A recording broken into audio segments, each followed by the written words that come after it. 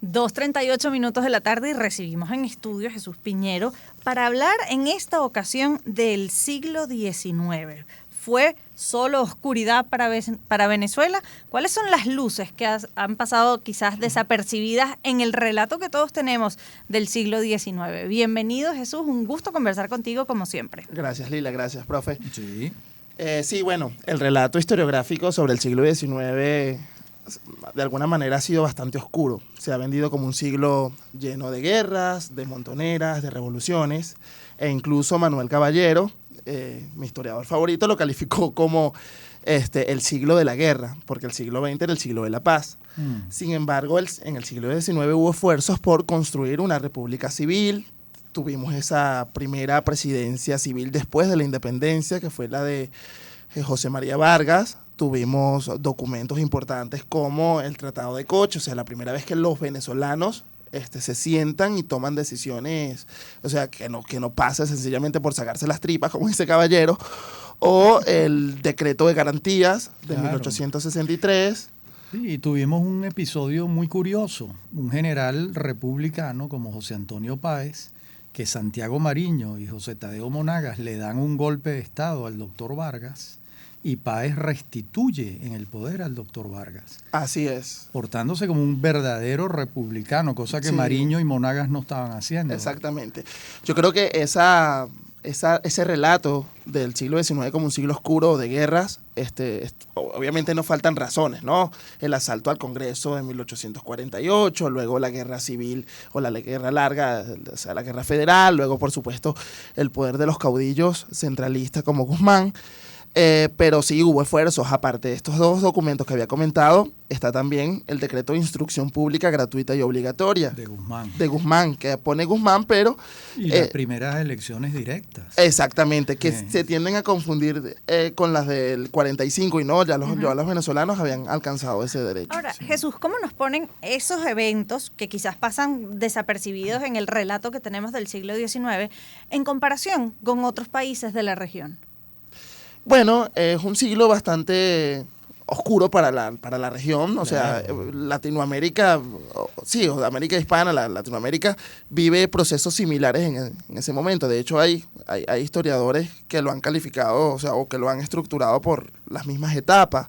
Primero fue un siglo en el que primero, bueno, se obtienen las independencias, luego se ensayan los modelos republicanos, atraviesan guerras civiles y luego llegan estos caudillos fuertes que terminan, bueno, ya entrado al siglo XX. Lo digo más allá del tema de las guerras con respecto a esas luces, no tanto las sombras. Es decir, cuando aquí, a pesar de ese proceso sangriento de las guerras de independencia, se estaba dando el decreto de garantías, ¿eso era un tema que se discutía en el continente o esos indicios que rescatas, como por ejemplo las elecciones en el resto de los países?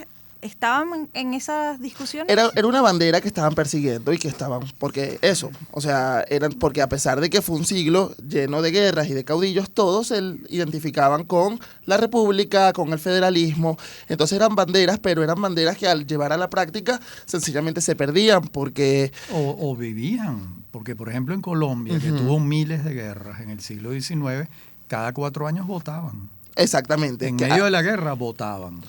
Fue un país que mantuvo su tradición civil. Yo recuerdo que en la clase el profesor Arraez lo mencionaba como una distinción entre Venezuela y Colombia, pero sí, fueron países que perseguían estos grandes postulados, pero que sencillamente no estaban preparados para eso, tal vez por las consecuencias que dejaron las independencias.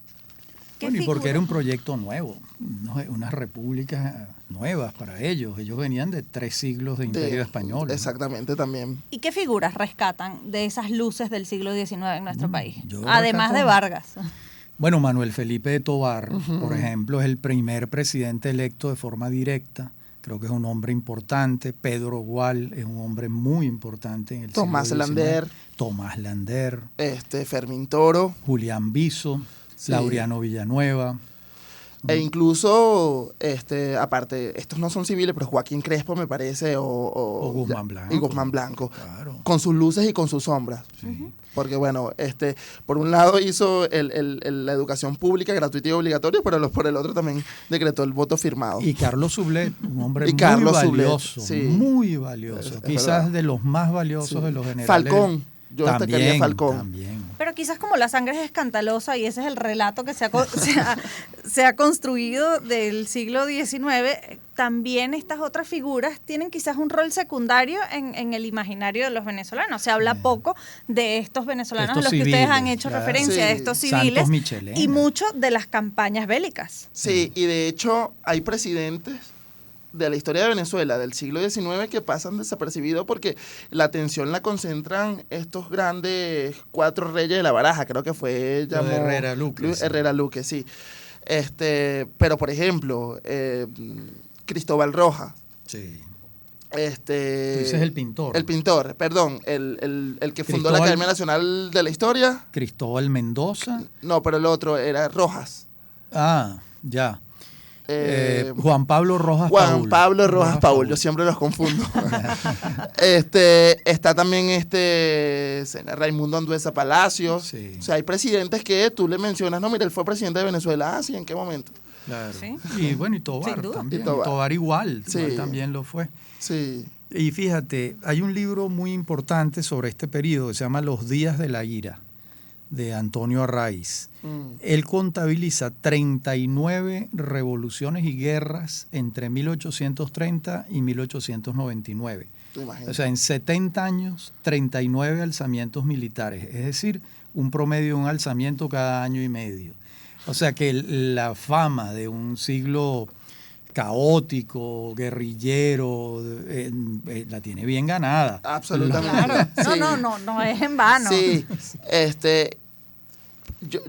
yo creo que el siglo XIX, en medio de sus guerras, en medio de sus esfuerzos civiles también, se basó fue en la construcción de la República. Hay que Era muy decir que el poco de lo que se hablaba de democracia. El nacimiento de la República fue sangriento. Sí, Bueno, sí, lamentablemente. sí, a pesar de que contó con actos civiles, el desarrollo fue sangriento. Sí.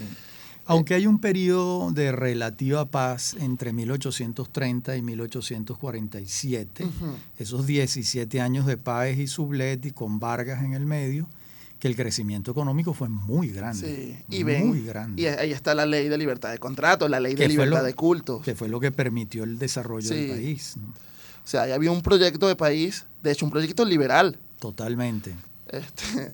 A pesar de que, bueno, se comente que nunca ha habido esfuerzos liberales en Venezuela, bueno, eso es un esfuerzo que hubo allí. Tal vez, bueno, yo también veo, o sea, yo creo que el periodo de Falcón a mí me gusta mucho, pero, bueno, está todo ahí frenado por la Revolución Azul, posteriormente. Y por la misma actitud de Falcón. Falcón le gustaba estar en Coro, no le gustaba Caracas, el que gobernaba era el vicepresidente Guzmán Blanco. Sí. Ahora, ¿y cuál era el modelo a seguir para estos proyectos, estas iniciativas liberales que se lograron materializar en legislación en nuestro país? Bueno, era un modelo, yo creo que la bandera era el federalismo. Bueno, a partir de Falcón. A partir de, claro, A partir de 1860, ¿no? sí, pero por ejemplo, a partir de 1830 se abandona un poco el modelo centralista de Bolívar, Poquito. pero se mantiene, sí.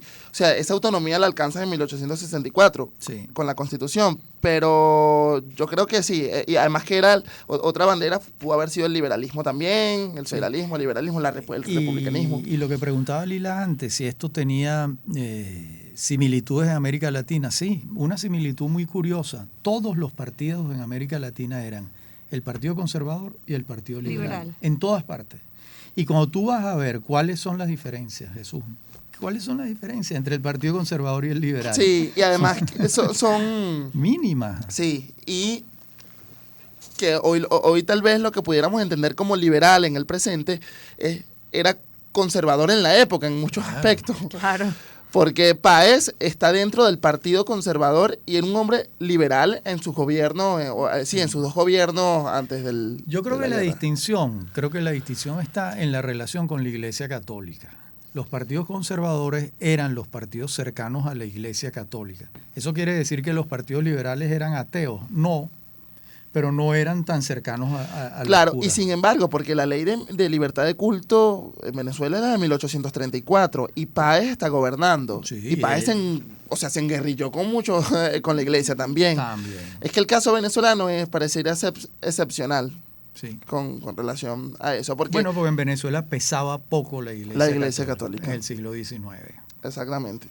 Bueno, Jesús, ha sido todo un gusto recibirte y además recibir de parte de ambos esta clase de historia que nos permite ver esas luces en medio del siglo de guerras, esos 70, ¿cómo es? 70 años. 70 años, 39 revoluciones o alzamientos militares, siglo XIX venezolano, que a pesar de esa merecida fama de ser un siglo oscuro y de mucha sangre, también tuvo sus luces además liberales y republicanas, con un proyecto federalista a partir del 60.